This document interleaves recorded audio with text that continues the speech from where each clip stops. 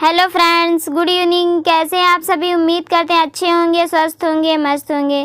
तो आज हम लोग रिवीजन करेंगे प्रीवियस ईयर क्वेश्चंस को। जो प्रीवियस ईयर एग्ज़ाम में क्वेश्चन आए हैं उन सभी जीके जीएस के क्वेश्चन का मैंने इसमें रखा हुआ है। और कुछ ऐसे क्वेश्चन होते हैं वो जैसे कि तैसे ही एग्ज़ाम में छप जाते हैं, तो उसी में से कुछ इंपॉर्टेंट क्वेश्चन लिया है जिनका आज हम रिवीजन करेंगे। और ये सभी प्रीवियस ईयर के ही क्वेश्चन हैं, नए क्वेश्चन कोई नहीं है। चलिए स्टार्ट करते हैं। क्वेश्चन नंबर 1, रामकृष्ण मिशन की स्थापना किसने की थी? इसमें पूछ रहा है कि रामकृष्ण मिशन की स्थापना किसने की थी। और आप लोगों को अगर आंसर इसका आता है तो आप लोग अपना आंसर कमेंट कीजिएगा, अगर नहीं आता है तो नोट डाउन करेंगे। तो रामकृष्ण मिशन की स्थापना किसने की थी? स्वामी विवेकानंद ने, दयानंद सरस्वती, राजा राम मोहन राय। तो हमारा राइट आंसर है ऑप्शन 1, स्वामी विवेकानंद। रामकृष्ण मिशन की स्थापना स्वामी विवेकानंद ने किया था। हमारा राइट आंसर है ऑप्शन ए। नेक्स्ट क्वेश्चन है क्वेश्चन नंबर 2, किस देश को उगते हुए सूरज की भूमि कहा जाता है? यहाँ पूछ रहा है कि किस देश को उगते हुए सूरज की भूमि कहा जाता है। ऑप्शन है उत्तर कोरिया, ऑस्ट्रेलिया, जापान, फिलीपींस। तो हमारा राइट आंसर है ऑप्शन 3 यानी जापान। तो जापान को उगते हुए सूरज की भूमि कहा जाता है। नेक्स्ट क्वेश्चन है क्वेश्चन नंबर 3, भारत छोड़ो आंदोलन की शुरुआत कब हुई थी? भारत छोड़ो आंदोलन की शुरुआत कब हुई थी? 9 अगस्त 1945, 8 अगस्त 1942, 31 मार्च 1932 या इनमें से कोई नहीं। तो हमारा राइट आंसर है ऑप्शन 2, 8 अगस्त 1942। तो भारत छोड़ो आंदोलन की शुरुआत 8 अगस्त 1942 को हुई थी। क्वेश्चन नंबर 4, भारत में सफ़ेद क्रांति का जनक कौन है? भारत में सफ़ेद क्रांति का जनक कौन है? ऑप्शन है डॉक्टर वर्गीज कुरियन, MS स्वामीनाथन, शशिकांत धर या इनमें से कोई नहीं। तो हमारा राइट आंसर है डॉक्टर वर्गीज कुरियन, सफ़ेद क्रांति के जनक। हरित क्रांति के जनक MS स्वामीनाथन है। तो हमारा राइट आंसर है ऑप्शन 1, सफ़ेद क्रांति के जनक doctor Verghese Kurien. Question number 5, Lok Sabha का सदस्य बनने के लिए न्यूनतम आयु कितनी होनी चाहिए? यहाँ पूछ रहा है कि लोकसभा सदस्य बनने के लिए न्यूनतम आयु कितनी होनी चाहिए। ऑप्शन है 35 वर्ष, 20 वर्ष, 30 वर्ष, 25 वर्ष। तो हमारा राइट आंसर है ऑप्शन 4, 25 ईयर। लोकसभा सदस्य बनने के लिए कम से कम आपकी 25 वर्ष आयु होनी चाहिए। 35 वर्ष आयु राष्ट्रपति के लिए निर्धारित की गई है कि जो भी राष्ट्रपति बनेगा उसकी कम से कम 35 वर्ष आयु होनी चाहिए। राज्यसभा में सदस्य बनने के लिए आपकी एज 30 वर्ष या 30 वर्ष होनी चाहिए। तो हमारा राइट आंसर है 25 वर्ष। लोकसभा सदस्य के लिए 25 वर्ष आयु होनी चाहिए। क्वेश्चन नंबर 6, भारत का राष्ट्रीय जलीय जीव कौन सा है? भारत का राष्ट्रीय जलीय जीव कौन सा है? गंगा डॉल्फिन, शार्क, व्हेल मछली, इनमें से कोई नहीं। तो हमारा राइट आंसर है ऑप्शन 1, गंगा डॉल्फिन। भारत का राष्ट्रीय जलीय जीव गंगा डॉल्फिन है। क्वेश्चन नंबर 7, प्रथम क्रिकेट विश्व कप जीतने वाला देश कौन सा है? वह प्रथम देश कौन सा है जिसने क्रिकेट विश्व कप जीता था? तो हमारा राइट आंसर है option A, West Indies. West Indies cricket विश्व कप जीतने वाला प्रथम देश है। तो हमारा राइट आंसर है ऑप्शन ए या ऑप्शन 1। क्वेश्चन नंबर 8, राज्यों में संवैधानिक तंत्र विफल होने पर राष्ट्रपति शासन किस अनुच्छेद के आधार पर लगाया जाता है? यहाँ पूछ रहा है कि राज्यों में संवैधानिक तंत्र विफल होने पर राष्ट्रपति शासन किस अनुच्छेद के आधार पर लगाया जाता है? अनुच्छेद 354, अनुच्छेद 360, अनुच्छेद 356, अनुच्छेद 368। तो हमारा राइट आंसर है ऑप्शन 3, अनुच्छेद 356। 356 के आधार पर राज्यों में राष्ट्रपति शासन लगाया जाता है। 368 इसमें संविधान संशोधन है जो दक्षिण अफ्रीका से लिया गया है। क्वेश्चन नंबर 9, किस अनुच्छेद के तहत 6 से 14 वर्ष तक के बच्चों के लिए शिक्षा का अधिकार मूल अधिकार माना गया है? इसमें पूछ रहा है कि किस अनुच्छेद के तहत 6 से 14 वर्ष तक के बच्चों के लिए शिक्षा का अधिकार मूल अधिकार माना गया है। ऑप्शन है अनुच्छेद 21A, अनुच्छेद 20, अनुच्छेद 22, अनुच्छेद 24। तो हमारा राइट आंसर है ऑप्शन 1, अनुच्छेद 21A में 6 से 14 वर्ष तक के सभी बच्चों के लिए शिक्षा का अधिकार मूल अधिकार माना गया है। क्वेश्चन नंबर 10, चंद्रमा पर मानव को पहुंचने वाले प्रथम अंतरिक्ष यान का नाम क्या था? नाम क्या है? Apollo 11, Apollo 18, Mangalyaan, Chandrayaan first. तो हमारा राइट आंसर है ऑप्शन 1, अपोलो 11। चंद्रमा पर मानव को पहुंचाने वाला प्रथम अंतरिक्ष यान अपोलो 11 था। क्वेश्चन 11, भारत में पहली बार जनगणना कब हुई थी? ऑप्शन है 1921, 1881, 1872।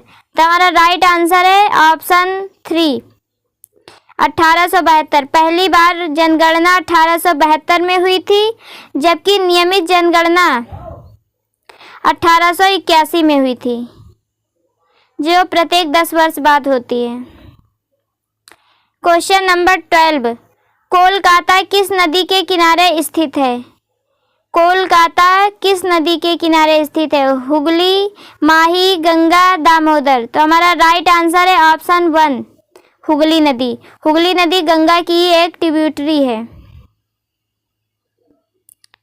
क्वेश्चन नंबर 13, पौधों में जीवन होता है यह किस भारतीय वैज्ञानिक ने बताया है? पौधों में जीवन होता है यह किस भारतीय वैज्ञानिक ने बताया है? ऑप्शन है जगदीश चंद्र बसु, प्रेमचंद बसु, अरस्तु, इनमें से कोई नहीं। तो हमारा राइट आंसर है ऑप्शन 1, जगदीश चंद्र बसु ने बताया है पौधों में जीवन होता है।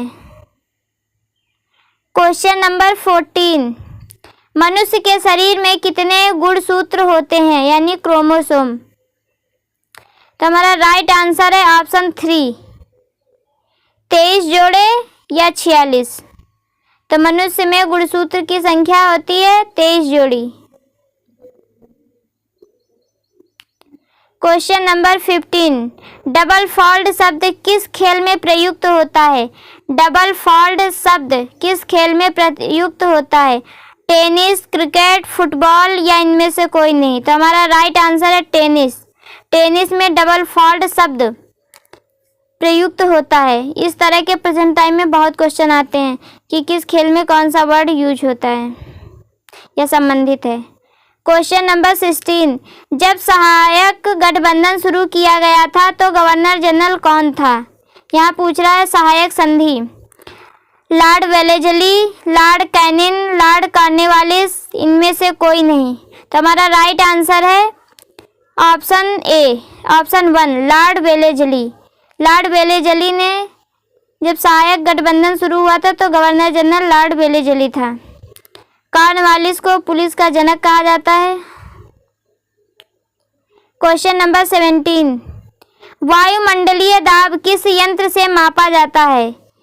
वायुमंडलीय दाब किस यंत्र से मापा जाता है? थर्मामीटर, स्फेग्नोमैनोमीटर, बैरोमीटर या इनमें से कोई नहीं। तो हमारा राइट आंसर है बैरोमीटर।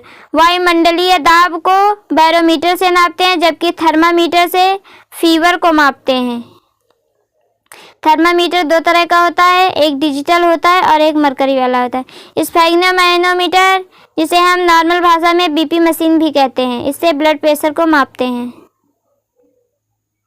क्वेश्चन नंबर 18, अग्नि सेकंड मिसाइल किस प्रकार की मिसाइल है? Ballistic missile, cruise missile, supersonic missile या इनमें से कोई नहीं। तो हमारा राइट आंसर है ऑप्शन ए या ऑप्शन 1 बैलिस्टिक मिसाइल। अग्नि सेकेंड बैलिस्टिक मिसाइल है। क्वेश्चन नंबर 19, यूएनओ ने पर्यावरण संरक्षण अधिनियम कब पारित किया? यूएनओ ने पर्यावरण संरक्षण अधिनियम कब पारित किया? मार्च 1986, मार्च 1980, अप्रैल 1986। तो हमारा राइट आंसर है ऑप्शन 1 मार्च 1986। यूएनओ ने पर्यावरण संरक्षण अधिनियम मार्च 1986 को पारित किया। क्वेश्चन नंबर 20, किसने वर्नाकुलर प्रेस अधिनियम पारित किया था? किसने वर्नाकुलर प्रेस अधिनियम पारित किया था? तो हमारा राइट आंसर है Lord Lytton, option 3। Question number 21, Bharat का एकमात्र सक्रिय ज्वालामुखी कौन सा है? भारत का एकमात्र सक्रिय ज्वालामुखी कौन सा है? बैरन द्वीप, एटना द्वीप, माउंट ताल, इनमें से कोई नहीं। तो हमारा राइट आंसर है बैरन द्वीप, जो अंडमान निकोबार में है। भारत का एकमात्र सक्रिय ज्वालामुखी बैरन द्वीप है। क्वेश्चन नंबर 22, संयुक्त राष्ट्र के ध्वज पर जैतून की शाखाओं का प्रतीक क्या है? जो संयुक्त राष्ट्र का ध्वज है उस पर जैतून की शाखाओं का प्रतीक क्या है? युद्ध का प्रतीक, शांति का प्रतीक, हरियाली का प्रतीक या इनमें से कोई नहीं। तो हमारा राइट आंसर है शांति का प्रतीक। संयुक्त राष्ट्र के ध्वज पे जैतून की शाखाओं का प्रतीक क्या है? तो शांति का प्रतीक है। क्वेश्चन नंबर 23, भारत के पहले और एकमात्र रेलवे विश्वविद्यालय का नाम क्या है? भारत के पहले और एकमात्र रेलवे विश्वविद्यालय का नाम क्या है? राष्ट्रीय रेल और परिवहन संस्थान, राष्ट्रीय रेल संस्थान, रेल अनुसंधान संस्थान, इनमें से कोई नहीं। तो हमारा राइट आंसर है ऑप्शन 1 राष्ट्रीय रेल और परिवहन संस्थान। भारत के पहले और एकमात्र रेलवे विश्वविद्यालय का नाम राष्ट्रीय रेल और परिवहन संस्थान है। क्वेश्चन नंबर 24, संसद की संयुक्त अधिवेशन को कौन बुलाता है? संसद की संयुक्त बैठक या संयुक्त अधिवेशन को कौन बुलाता है? लोकसभा अध्यक्ष, राष्ट्रपति, राज्यसभा का सभापति या इनमें से कोई नहीं। तो राज्यसभा का सभापति उपराष्ट्रपति होता है। तो हमारा यहाँ पे राइट आंसर है ऑप्शन 2 राष्ट्रपति। नेक्स्ट क्वेश्चन है क्वेश्चन नंबर 25, LBW शब्द किस खेल से संबंधित है? LBW किस खेल से संबंधित है? Cricket, tennis, badminton, hockey. तो हमारा राइट आंसर है ऑप्शन 1 क्रिकेट। LBW का संबंध क्रिकेट से है। नेक्स्ट क्वेश्चन है क्वेश्चन नंबर 26, वायुमंडल की कौन सी परत हमें सूर्य से आने वाली अल्ट्रावायलेट किरणों से बचाती है? यहाँ पे पूछा जा रहा है कि वायुमंडल की कौन सी परत हमें सूर्य से आने वाली अल्ट्रावायलेट किरणों से बचाती है? ऑप्शन है सप्ताह मंडल, आयन मंडल, ओजोन मंडल, इनमें से कोई नहीं। तो हमारा राइट आंसर है ओजोन परत। ओजोन परत अल्ट्रावायलेट रेज से हमें बचाती है। क्वेश्चन नंबर 27, ख्वाजा मोइनुद्दीन चिश्ती की दरगाह कहाँ है? ख्वाजा मोइनुद्दीन चिश्ती की दरगाह कहाँ है? अजमेर, उदयपुर, बीकानेर, इनमें से कोई नहीं। तो हमारा सही आंसर है ऑप्शन 1 अजमेर। ख्वाजा मोइनुद्दीन चिश्ती की दरगाह अजमेर में है। क्वेश्चन नंबर 28, सम्राट अशोक ने किस युद्ध के बाद बौद्ध धर्म ग्रहण कर लिया था? कलिंग युद्ध, चौसा का युद्ध, तालिकोटा का युद्ध, इनमें से कोई नहीं। तो हमारा राइट आंसर है कलिंग युद्ध। सम्राट अशोक ने कलिंग युद्ध के बाद बौद्ध धर्म को ग्रहण कर लिया था और युद्ध न करने की कसम भी खाई थी। क्वेश्चन नंबर 29, भारत का केंद्रीय बैंक कौन सा है? यहाँ पे पूछा जा रहा है कि भारत का जो सेंट्रल बैंक है या केंद्रीय बैंक है कौन सा है?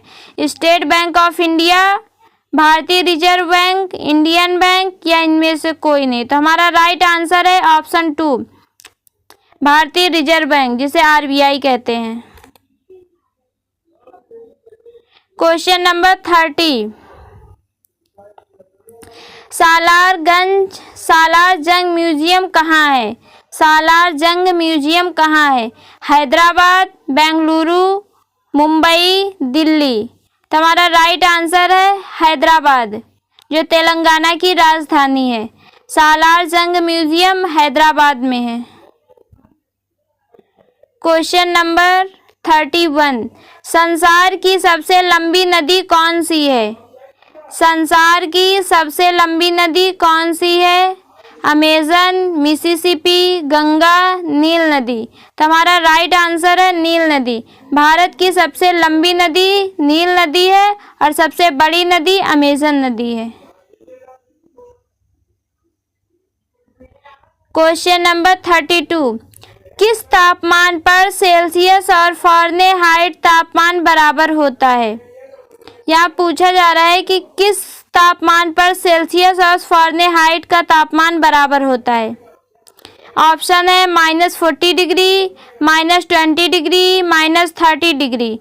तो हमारा राइट आंसर है ऑप्शन 1, -40 डिग्री। -40 डिग्री पे जो तापमान होता है वो सेल्सियस और फ़ारेनहाइट में बराबर होता है। क्वेश्चन नंबर 33, कांसा किसकी मिश्र धातु है? यहाँ पूछा जा रहा है कि जो कांसा है वो किसकी मिश्र धातु है? तांबा और जिंक, तांबा और पीतल, तांबा और टिन या इनमें से कोई नहीं। तो हमारा राइट आंसर है ऑप्शन 3, तांबा और टिन। तांबा और टिन। तो कांसा की मिश्र किसकी मिश्र धातु है? तांबा और टिन की।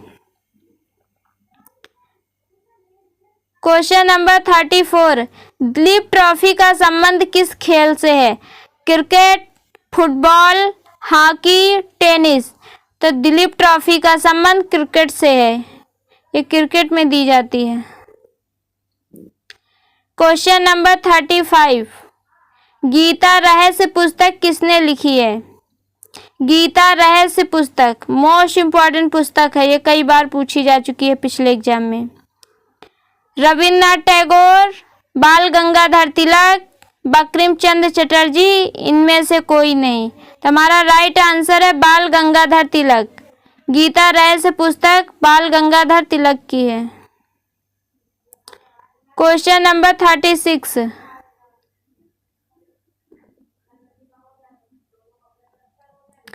राज्यसभा में कितने सदस्यों का चुनाव हर 2 वर्ष बाद होता है?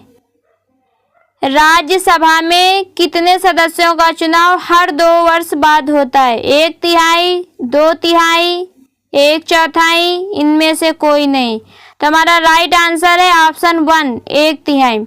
राज्यसभा में हर 2 वर्ष के बाद 1/3 लोग सदस्यों का चुनाव होता है, क्योंकि राज्यसभा कभी भंग नहीं होती है और इसमें सदस्यों का कार्यकाल 6 वर्ष का होता है। क्वेश्चन नंबर 37, अमेरिकी राष्ट्रपति का कार्यकाल कितने वर्ष होता है? मतलब कितने वर्ष का होता है? 4 वर्ष, 5 वर्ष, 6 वर्ष। तो हमारा राइट आंसर है ऑप्शन 1, 4 वर्ष। अमेरिका के राष्ट्रपति का कार्यकाल 4 वर्ष होता है, जबकि भारत में राष्ट्रपति का कार्यकाल 5 वर्ष होता है, जिस दिन से वो शपथ ग्रहण करते हैं। क्वेश्चन नंबर 38, किस मिट्टी को रेगुर मिट्टी के नाम से जाना जाता है? किस मिट्टी को रेगुर मिट्टी के नाम से जाना जाता है? ये भी इम्पोर्टेंट क्वेश्चन है। भूरी मिट्टी, जलोढ़ मिट्टी, काली मिट्टी, इनमें से कोई नहीं। तो हमारा राइट आंसर है ऑप्शन 3, काली मिट्टी। काली मिट्टी को रेगुर मिट्टी के नाम से जाना जाता है और ये कपास की खेती के लिए बहुत ही अच्छी होती है। जलोढ़ मिट्टी जो उपजाऊ जमीन के लिए, मतलब जो जलोढ़ मिट्टी होती है उस पर कृषि अच्छी होती है, जो हमारे उत्तर भारत में पाई जाती है, जैसे बिहार, उत्तर प्रदेश। नेक्स्ट क्वेश्चन है क्वेश्चन नंबर 39। लाल मिट्टी का रंग लाल क्यों होता है? यहाँ पूछा जा रहा है जो लाल मिट्टी होती है उसका रंग लाल क्यों होता है? लौह ऑक्साइड की उपस्थिति के कारण, नाइट्रोजन की उपस्थिति के कारण, फास्फोरस की उपस्थिति के कारण, या इनमें से कोई नहीं। तो हमारा राइट आंसर है ऑप्शन 1, लौह ऑक्साइड की उपस्थिति के कारण। लाल मिट्टी का लाल मिट्टी होती है उसका रंग लाल रंग क्यों होता है? लौह ऑक्साइड की उपस्थिति के कारण। Question number 40। भारत के कितने प्रतिशत क्षेत्रफल पर खेती की जाती है? जो भारत का पूरा क्षेत्रफल है उसमें से कितने प्रतिशत क्षेत्रफल पर खेती होती है? तो हमारा राइट आंसर है ऑप्शन 1, 51% भूमि पर खेती होती है भारत में। Question number 41। भारत के पूर्वोत्तर के राज्यों में जंगलों को काटकर जो खेती की जाती है वह क्या कहलाती है? इसमें पूछा गया है कि भारत के पूर्वोत्तर राज्यों में जंगलों को काटकर जो खेती की जाती है वह क्या कहलाती है? चक्रीय खेती, मिक्स खेती, झूम खेती, या इनमें से कोई नहीं। तो हमारा राइट आंसर है ऑप्शन 3, झूम खेती। पूर्वोत्तर भारत में जो जंगलों को काटकर खेती की जाती है वह झूम खेती कहलाती है। अगर वीडियो अच्छी लगी हो तो लाइक करें, शेयर करें, सब्सक्राइब करें। Thank you so much.